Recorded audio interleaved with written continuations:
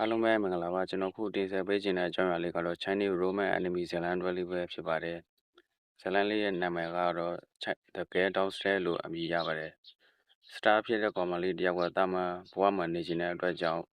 ရုပ်ဖြတ်ပြီးဆောင်းတစ်ခုမှလာနေတဲ့ဇာတ်လမ်းလေးပဲဖြစ်ပါတယ်အရာရိုးတဲ့ဇာတ်လမ်းဖြစ်တာကြောင့်စုံမရှိတဲ့ဘဲတွေကတော့စောင်းကက်ကြည့်ပြီးဘဲမရှိတဲ့စော်တွေကတော့ဖတ်လုံးဖတ်ပြီးကြည့်ပေးဖို့ကြံပေးခြင်းပါတယ်မိုင်းတဲ့ဇလန်းလေးဆမ်းမှာတော့လေးရှိရတော့တငယ်ချင်း၃ယောက်စကားသမီးပြောနေပြီးယူကျန်းထန်တော့တငယ်ချင်း၂ယောက်ကတော့ကမြင်းနေတာကိုမြင်တွေ့ရမှာဖြစ်ပါတယ်။ယူကျန်းထန်ကတော့အချက်ကုံတော့မဆိုပြီးအချက်သွားဝေဖို့အပြင်ကိုထွက်သွားပြီးနောက်တိုက်ခန်းရှိကနေထွက်လာတဲ့အချိန်မှာပဲလေးရှိရကနောက်ကနေရောက်လာပါတယ်။ကျွန်းထန်နေကခဆိုးဆိုးကောင်လေးပါဆိုပြီးလေးရှိရကကျွန်းထန်ကိုစားနောက်နေပါတယ်။ယူကျန်းထန်စိတ်ထဲမှာတော့သူတို့ကျွန်တော်တွေကရှိရတဲ့မဟုတ်ပါဘူးပေါ့။အဲ့လိုသာပြောနေမိတာလက်ချင်းချိတ်ပြီးလမ်းနေရှောင်နေတာဘာတွေလဲအဲ့နောက်လူရှိရကရွေးချက်လက်ကိုနိုင်ရတစ်ဖက်ကိုတွန်းထုတ်လိုက်ပြီးတော့နိုင်လိုက်ပါတော့တယ်အဲကြောင့်ပြောပဲလေဆောင်းကပ်ပြီးကြည့်ရမယ့် anime လို့တလန့်စားကိုပြန်သွားမယ်ဆိုရင်တော့ရွေးချက်လက်တယောက်သူငငယ်လေးကကြာနေကကောင်မလေးတယောက်ရှိပါအဲ့ကောင်မလေးကချူအားဆိုတဲ့ကောင်မလေးတယောက်ဖြစ်ပါတယ်ချောကိုမတွေ့ရကြပြီးဖြစ်တော့တဲ့ကြောင့်ခုမှပြန်တွေ့ရတော့မှဆိုပြီးကျွန်းကျန်တက်ကဆိတ်လို့ရှားနေခဲ့ပါတယ်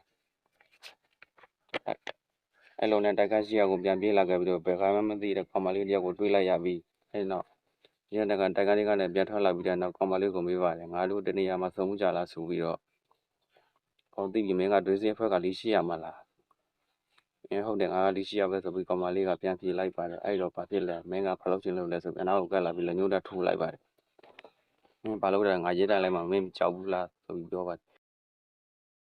အပိစားတွေကနေငါ့ကိုချောင်းချောင်းကြည့်နေငါမသိဘူးများထင်တယ်လားဘာလဲနင်ကနောက်ရောက်ခံလိုက်တဲ့လူလားငါရဲတိုင်းလိုက်ဆမ်းပါဆိုပြီးကောင်မလေးကပြောပါတယ်တောင်းပန်ပါတယ်တွေးဘူးနေသလိုဖြစ်နေလို့ဆိုပြီးရေချင်းကချက်ချင်းတောင်းပန်လိုက်ပါတယ်ကျွန်တော်တကယ်ချင်းတွင်းစီအမာခံပြေးတယ်လေသူကကျွန်တော်ကိုခမရပုံနေအမြဲပြနေသူကလုံးဝ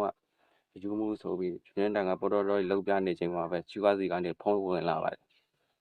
ဟောချိန်ထားတာလေးရှိလို့သွားတော့မနော်ဒီရှိရကတခုပြောချင်နေပြီမှပြောမထွက်ခဲ့ပါဘူးအဲ့နောက်စားတော့ဆိုင်ရှိမှမတရဆောင်းနေတဲ့ကျူကိုတွေးလိုက်ရပါတယ်တိုင်းတိုင်းကိုရောက်တဲ့ခါမှာရွှေချင်းတန်ကကျူကိုကြောင်းနာပြီးလှုပ်လှုပ်နေရကနေကြောင်းမြတ်တက်ပြီးမှကွန်ပျူတာကပြောနေပြီးကျူကလည်းရွှေချင်းတန်ကိုစုံတက်ကိုတက်ခွင့်ရတဲ့အတွက်ကွန်ပျူတာလည်းဆိုပြီး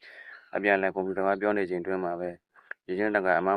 မကျူကမကောင်းလေးရှိလားဆိုပြီးမေးလာပါတယ်ကျူကလည်းဘာလို့ရုပ်ရည်ကြီးမေးရလို့ပြောပြန်ပါတယ်အဲ့ဒါနဲ့ရွှေချင်းတန်ကရှက်သွားပြီးတော့စကားလမ်းကြောင်းလွှဲလိုက်ပါတယ်ဘာမှသိတူးကြမဟုတ်ပေမဲ့ရွှေချင်းတန်ကကျူကနဲ့အခုလိုစကားသမီးပြောနေရတဲ့စိတ်လှရှားနေပါတယ်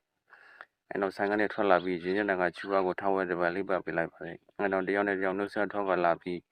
ရင်းချင်းတန်တိုက်ခါကိုပြန်ရောက်လာတော့လည်းနေလက်ကအတိုင်းမတရဲဆောင်းနေတဲ့ဒီရှိရကိုတွေ့ပြန်ပါတယ်အဲ့လိုနဲ့လီရှိကကျွန်းတန်နာကိုကတ်လာပြီးမပြောနဲ့ဘသူကမှမပြောနဲ့ငါဒီမှနေတာဘသူကမှမပြောနဲ့ဆိုပြီးပြောချင်အောင်ပြောပြီးတက်ခန်းထဲကိုဝင်သွားပြီးတဲ့နောက်ဒီရှိရကရုတ်တရက်လဲကျသွားပါတယ်အဲ့နောက်မနေ့ကြောက်တဲ့ခါမှလည်းရင်းချင်းတန်တယောက်ကောင်းကောင်းမအိပ်ရပဲလီရှိရကအခန်းထဲကိုလာတီးနေပါတယ်ကိုတော့လီရှင်ကသူမဟုတ်တယ်လို့လည်းစေယုံကအပြန်စားတဲ့အလေးတွေဝင်လာတယ်အတူစားကြမလားလို့လာခေါ်ပါတယ်